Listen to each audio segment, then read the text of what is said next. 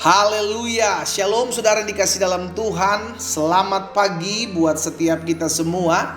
Pagi hari ini kembali lagi kita akan merenungkan firman Tuhan. Kita ingat janji Yesus dalam kehidupan kita. Carilah kerajaan Allah serta kebenaran yang terlebih dahulu, maka semuanya akan ditambahkan dalam kehidupanmu. Kita percaya hidup kita terpelihara oleh anugerah Tuhan. Karena itu kita mau datang kembali bersekutu dengan Tuhan, merenungkan firman Tuhan. Dan saya rindu melalui program Bible and Coffee ini, saudara yang dikasih dalam Tuhan, bukan hanya kita yang diberkati melalui program ini, tetapi juga ada banyak umat Tuhan lainnya juga turut diberkati, turut dikuatkan, turut mengalami perjumpaan dengan Tuhan melalui renungan-renungan yang ada. Dan saya ajak setiap kita umat Tuhan untuk jadi berkat dengan cara membagikan kembali renungan singkat ini di akun-akun media sosial kita ya. Puji Tuhan. Mari saudara yang dikasih dalam Tuhan, kita akan kembali merenungkan firman Tuhan. Kita berdoa. Bapa, dalam nama Tuhan Yesus, kami bersyukur dengan kebaikan Tuhan yang selalu berlimpah-limpah dalam hidup kami. Kami sudah ada di hari-hari terakhir menjelang penghabisan tahun 2022. Kami bersyukur semua karena kemurahan Tuhan, semua karena anugerah Tuhan. Itu sebabnya kami perlu merenungkan firman Tuhan, karena kami percaya langit dan bumi akan berlalu, tetapi firman-Mu tinggal tetap. Firman-Mu yang membersihkan kehidupan kami, sehingga semakin hari kami semakin berkenan kepada Tuhan. Dan firman-Mu yang menuntun kami, menerangi langkah hidup kami, sehingga kami tidak tinggal dalam kegelapan, tetapi tinggal dalam terang Tuhan yang ajaib. Sampaikan sesuatu bagi masing-masing kami ya Roh Kudus. Kami buka hati kami untuk firman-Mu, di dalam nama Tuhan Yesus Kristus kami berdoa. Haleluya. Amin. Amin. Puji Tuhan.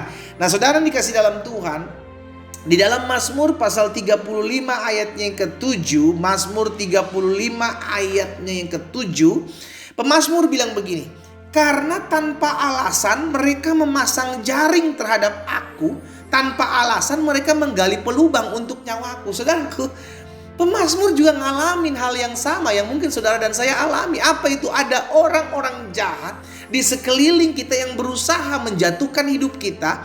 Ada orang-orang jahat yang mau melihat kehancuran hidup saudara dan saya, baik dalam rumah tangga kita, dalam pekerjaan, usaha, bisnis, dan kesehatan kita. Mau melihat anak-anak Tuhan tuh hidupnya hancur. Ada lah, memang dunia di mana kita hidup adalah dunia yang jahat. Alkitab jelas mencatat bahwa dunia telah jatuh ke dalam tangan si jahat. Dan kita ada di tengah-tengah dunia ini. Itu sebabnya pemazmur bilang tanpa alasan.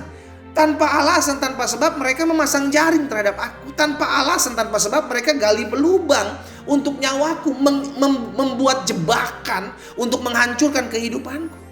Tapi ayat yang ke-9, lihat ayat yang ke-9 dari Mazmur 35. Tetapi aku bersorak-sorak karena Tuhan, aku girang karena keselamatan daripadanya. Lihat, pemazmur tidak komplain dengan keadaan yang terjadi. Tuhan, saya udah ikut Tuhan, Tuhan kenapa gak tolong? Tuhan, saya udah ikut Tuhan, tapi kenapa ada orang-orang jahat ini menghampiri hidup saya? No, pemazmur justru tetap bersorak-sorak karena Tuhan. Di sini kita belajar, saudara dikasih dalam Tuhan, sebagai anak-anak Tuhan yang hidup di dunia yang semakin hari semakin jahat, jangan mudah terpengaruh dengan keadaan.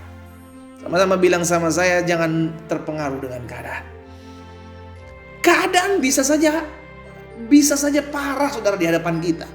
Keadaan bisa terjadi tidak sesuai dengan apa yang kita ingin. Keadaan bisa terjadi seperti itu. Dan kita gak bisa mengelaknya. Kenapa? Karena memang mungkin Tuhan izinkan hal itu terjadi untuk mendewasakan kita. Karena Alkitab jelas katakan besi menajamkan besi, manusia menajamkan sesamanya. Hal itu bisa terjadi. Tapi yang perlu kita ingat, fokus kita pandang salib aja. Lihat aja Tuhan. Makanya pemazmur bilang, tetapi aku. Kata pemazmur, aku memutuskan untuk bersorak-sorak karena Tuhan. Sekalipun di depan aku ada orang-orang yang dengan tanpa alasan mereka memasang jaring. Dengan alasan mereka menggali pelubang untuk nyawaku. Ada banyak orang berusaha menjatuhkan hidup saudara dan saya. Tapi izinkan hari ini saya mengajak setiap kita untuk fokus aja kepada Tuhan. Sehingga kita tidak lagi membenci mereka, tapi kita mengizinkan Tuhan melakukan pembalasan dengan apa yang mereka buat. Karena pada dasarnya apa yang mereka tabur itu yang akan mereka tuai. Fokus aja kepada jalan-jalan Tuhan. Fokus aja kepada Tuhan. Jadi fokus kita tidak akan gampang terpengaruh dengan keadaan. Hal itu yang dilakukan oleh Nabi Habakuk. Ketika keadaan tidak sesuai terjadi, tidak sesuai dengan apa yang dia inginkan. Di dalam Habakuk pasal 3 ayat 17 dan 18.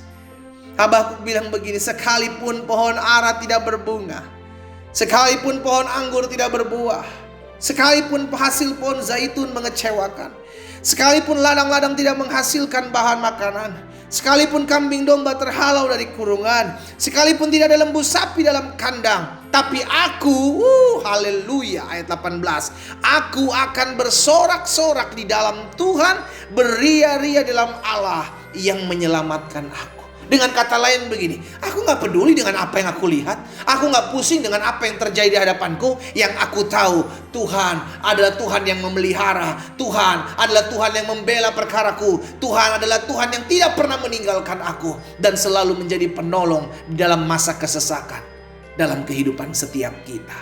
Gitu dong, iya kan? Sehingga fokus kita tidak lagi hidup berdasarkan apa yang kita lihat.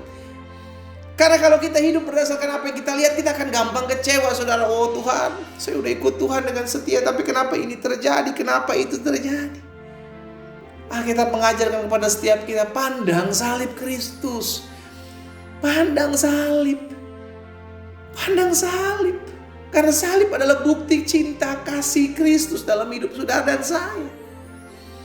Jangan pandang sesuatu yang membuat engkau sakit hati. Jangan pandang sesuatu yang membuat engkau kecewa. Jangan pandang sesuatu yang membuat engkau luka dalam hatimu. Tapi pandang Yesus. Karena Yesus akan membuat engkau bersorak-sorai. Perkataan sama dalam Pemazmur maupun Habakuk sama, saudara. Tetapi aku bersorak-sorak di dalam Tuhan. Tetapi aku bersorak-sorak karena Tuhan.